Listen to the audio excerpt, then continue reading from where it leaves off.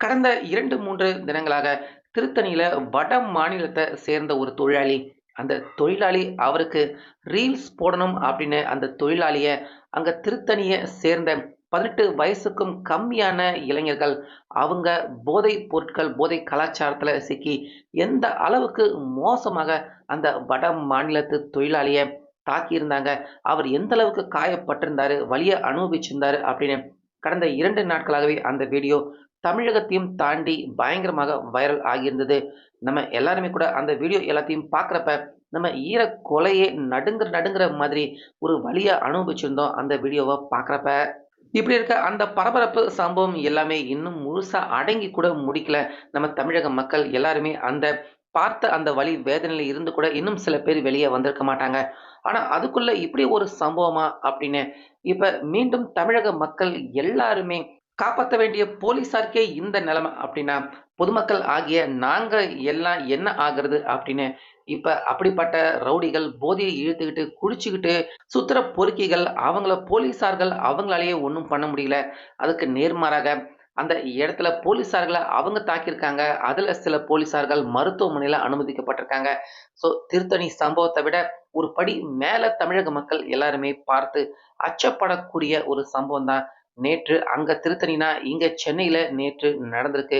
So அந்த மோசமான சம்பவத்தை பத்தின முழு விவரம் எல்லாத்தையுமே இந்த வீடியோவில் இப்போ பார்க்கலாம். அதே போல விஜய் அவர்களும் நடந்த இந்த சம்பவத்துக்கு ரொம்ப பெரிய ஒரு கண்டனம், தமிழக அரசை காரி துப்புற மாதிரியான ஒரு கண்டனத்தை சொல்லியிருக்காரு. அதை பத்தியும் என்னென்ன அப்படின்னு இந்த வீடியோவில் பார்த்துடலாம். அதனால வீடியோவை ஸ்கிப் பண்ணாம பாருங்க. அதாவது நம்ம தமிழகத்துக்கு ஏதாச்சு ஒரு கூலி வேலை செஞ்சு பொழைச்சிக்கலாம் அப்படின்னு நம்பி வந்த வட மாநிலத்தவர் அவரை தாக்குனது மட்டும் இல்லாம நேற்று அவர் மருத்துவமனையில அனுமதிக்கப்பட்டு அங்க சிகிச்சை எடுத்துக்கிட்டு இருக்காரு. ஆனாலுமே அந்த வட மாநிலத்தவர் நான் இங்க சிகிச்சை எடுக்க தயாராக இல்லை, இங்க இருந்து சிகிச்சை எடுத்துக்கிட்டா என்னுடைய உயிருக்கும் உத்தரவாதம் கிடையாது அப்படின்னு அந்த வட மாநிலத்தவர் பார்த்தீங்கன்னா அவர் காயப்பட்டு குணமடையல, இன்னும் முழுசா ஒரு நாள் கூட ஆகல மருத்துவமனையில அனுமதிக்கப்பட்டு. ஆனாலுமே நான் இங்க இருக்க விரும்பல, எனக்கு இங்க பாதுகாப்பாக இருக்கும் அப்படின்னு எனக்கு தோணல, எந்த நேரத்துல வேணாலும் திரும்பவும் அதே நபர்களால நான் தாக்கப்படலாம் அப்படின்னு சொல்லிட்டு அவர் பயந்து நம்ம தமிழ்நாட்டை விட்டு ஓடிட்டாரு. அதாவது ஏறக்குறைய அவருக்கு அடிப்பட்ட காயங்கள், அவர் எந்த அளவுக்கு பாதிக்கப்பட்டாரு அப்படின்னு அந்த வீடியோ பார்த்த நம்ம எல்லாருக்குமே நிச்சயமாக தெரிஞ்சிருக்கும். ஆனாலுமே அனுமதிக்கப்பட்டு ஒரு நாள் கூட முழுசாக சிகிச்சை எடுக்காம நம்ம தமிழகத்துல பாதுகாப்பு இல்லை அப்படின்னு அந்த வட மாநிலத்தவர் பாத்தீங்கன்னா நேத்தே அவருடைய சொந்த ஊரான சூரத்துக்கு அவரு புறப்பட்டு போயிட்டாரு. அந்த லட்சணத்துல தான் இருக்கு இப்ப நம்ம தமிழக அரசு அவங்க ஆட்சி பண்ணிக்கிட்டு இருக்கிறது. சரி, வட மாநிலத்துல இருந்து வந்து இங்க தங்கி வேலை கூலி வேலை பண்ணிக்கிட்டு இருக்க அந்த தொழிலாளிக்கு தான் அந்த நிலைமை அப்படின்னா, இங்க போலீசார்கள் தமிழ்நாட்டையும் தமிழக மக்களையும் காப்பாற்ற வேண்டிய போலீசார்கள் அவங்களுக்கே அப்படிப்பட்ட போதை ஏத்திக்கிட்டு குடிச்சுக்கிட்டு சுத்துற நபர்களால போலீசார்கள் அவங்களுக்கே பாதுகாப்பு இல்லை, அவங்களுக்கே மிகப்பெரிய ஆபத்து ஏற்பட்டிருக்கு அப்படின்னா இதை கேட்கிறப்ப தமிழக மக்கள் எல்லாருக்குமே எந்த அளவுக்கு அச்சம் ஏற்படும். அப்படிப்பட்ட சம்பவம் தான் இந்த திருத்தணி சம்பவத்தின் அந்த கொடூரம் அடங்குறதுக்கு உள்ளேயே நேத்து சென்னையில நடந்திருக்கு. அதாவது முந்தா நாள் இரவு பைக்ல 2 பேர் போயிருக்காங்க. அவங்க 2 பேரையுமே அந்த கஞ்சா ஏத்திக்கிட்டு குடிச்சுக்கிட்டு இருந்த 2 பேர் அவங்க கையில இருந்த செல்போனை குடு அப்படின்னு கத்திய காட்டி அதன் முனையில அவங்க 2 பேரையுமே மிரட்டி அவங்க கிட்ட இருந்த செல்போனை திருடி இருக்காங்க. திருடிக்கிட்டு அவங்க அங்க இருந்து போன உடனே அந்த 2 நபர்களும் பக்கத்துல இருக்கிற போலீசார்கள் அவங்க கிட்ட இன்ஃபார்ம் பண்ண உடனே ரோந்துல இருந்த போலீசார்கள் சந்தேகத்தின் அடிப்படையில அதுக்கப்புறமா போனை திருடிக்கிட்டு போன அவங்க அங்க இருந்த ஒரு பிரியாணி கடையில போய் நின்று அங்கேயும் மிரட்டிக்கிட்டு பிரியாணிய வாங்கிக்கிட்டு இருந்திருக்காங்க. இவங்க 2 பேர் மேலேயுமே ஏற்கனவே போலீசார்கள் அவங்க கிட்ட வழக்கு இருக்கு, சந்தேகம் இருக்கு அப்படிங்கறதால அங்க பிரியாணி வாங்கிட்டு இருந்த அந்த 2 நபர்கள் அவங்கள கூப்பிட்டு விசாரிச்சு பார்த்ததுல இவங்க தான் கத்தியின் முனையில அந்த 2 நபர்கள் கிட்டயுமே போனை புடுங்கிக்கிட்டு போயிருக்காங்க அப்படிங்கிறத போலீசார்கள் கண்டுபிடிச்சு அவங்க கிட்ட இருந்து போலீசார்கள் அந்த போனை வாங்க முயற்சி பண்றாங்க. உடனே அந்த 2 நபர்களும் அங்க ரோந்து பணியில ஈடுபட்டுக்கிட்டு இருந்த அந்த போலீசார்கள் எல்லாரையுமே தாக்கி இருக்காங்க.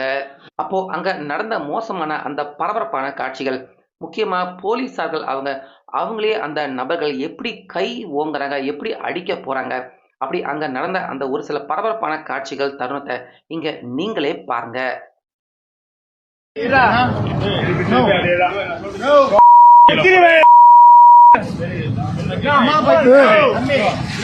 அதுக்கு அப்புறமா அந்த 2 நபர்கள போலீசார்கள் அவங்க வலுக்கட்டாயமாக அதாவது அடிச்சு இழுத்துட்டு வரல. அவங்கள வலுக்கட்டாயமாக போலீஸ் ஸ்டேஷன் அங்க கொண்டுட்டு வராங்க.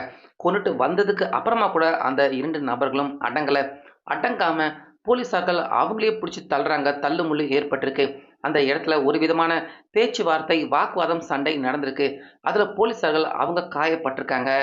முக்கியமா ஒரு போலீஸார் அவருடைய வயித்துல எட்டி உதைச்சிருக்காரு. அந்த போலீஸார் வயித்துல எட்டி உதைச்சதால வலியில துடிதுடிச்சு போய் அவர அவசரமாக மருத்துவமனைக்கும் கொண்டு போயிருக்காங்க. அதுக்கு அப்புறமா இன்னொரு போலீஸாரையும் தாக்கியிருக்காரு. அவருக்குமே கூட அடிபட்டிருக்கு. அவரையுமே மக்கள் உதவியோட அவங்க எல்லாரையுமே அவசரமாக உடனடியாக மருத்துவமனைக்கு கொண்டு போக வேண்டிய அந்த நிலைமை தான் ஏற்பட்டிருக்கு. அதாவது இந்த 2 நபர்களும் மது போதையில இருந்திருக்காங்க. கஞ்சாவும் பயன்படுத்தியிருக்காங்க. பத்தாக்குறைக்கு ரோட்ல போயிட்டு இருந்த நபர்கள் அவங்க எல்லார்கிட்டயுமே கத்திய காட்டி மிரட்டி அவங்க கிட்ட இருந்து திருட்டு போனையும் புடுங்கியிருக்காங்க.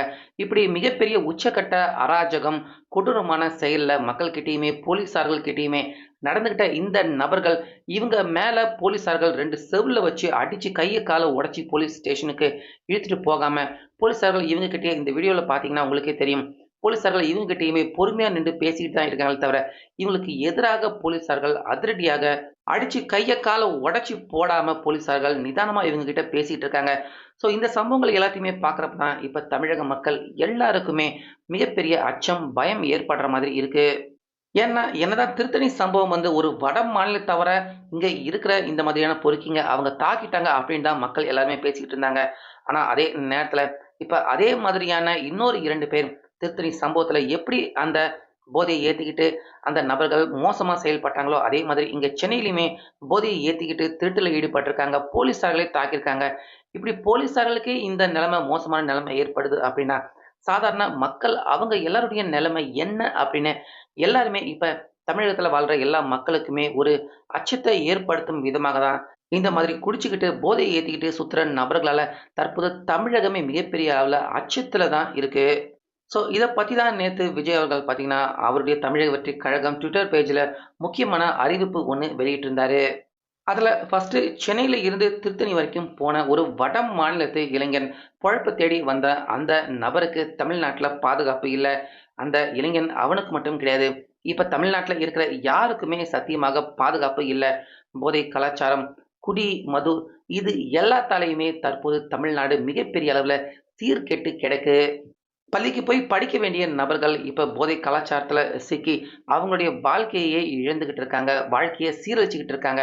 அவங்க சீரழிவது மட்டும் இல்லாம சுத்தி இருக்கிற மக்கள், சொசைட்டி இப்படி எல்லாரையுமே இந்த அளவுக்கு மிகப்பெரிய அளவுல பாதிப்புக்கு உள்ள ஆக்கிக்கிட்டு இருக்காங்க.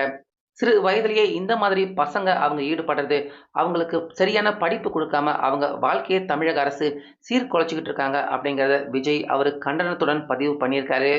மேலும் ஸ்டாலின் அவருடைய இந்த ஆட்சியில சட்டம் ஒழுங்கு சீர்கெட்டு கிடக்கு. போலீசார்கள் அவங்களாலேயே ஒரு சரியான நேரத்துல அதிரடியான நடவடிக்கை எடுக்க முடியல. போலீசார்கள் அவங்களே பயப்படுறாங்க. போலீஸ் அவங்களே பயந்தாங்கன்னா மக்கள் அவங்க எப்படி நிம்மதியாக வாழ முடியும்? அதனால இன்னும் இருக்கிற இந்த 2, 3 மாசத்துக்காவது இந்த போதை கலாச்சாரம் எதுவும் இல்லாத ஒரு நல்ல தமிழகத்தை மக்களுக்கு கொடுங்க. ஒரு நிம்மதியான வாழ்க்கைய மக்களுக்கு கொடுங்க அப்படிங்கிற மாதிரி திமுக அரசு அவங்கள கடுமையாக பேசி விஜய் அவர்கள் தற்போது தமிழகத்தில் நடந்துகிட்டு இருக்க எந்த இடத்துலையுமே மக்களுக்கு பாதுகாப்பு இல்லாத சூழ்நிலை உருவாகிட்டு இருக்கு அப்படிங்கிறத எதிர்த்து தற்போது திரும்பவும் விஜய் அவர்கள் ஸ்டாலின் அவரை சரியாக திட்டி விமர்சனம் பண்ணி அவரும் ஒரு பதிவை வெளியிட்டிருக்காரு. அந்த வகையில ஃபர்ஸ்ட் திருத்தணியில் நடந்த சம்பவம் அதே மாதிரியான நபர்களால அடுத்து சென்னையில போலீசார்கள் அவங்களுக்கே ஏற்பட்ட இந்த மோசமான சம்பவம் இதை பத்தி உங்களுடைய கருத்தை கமெண்ட்ல சொல்லுங்க.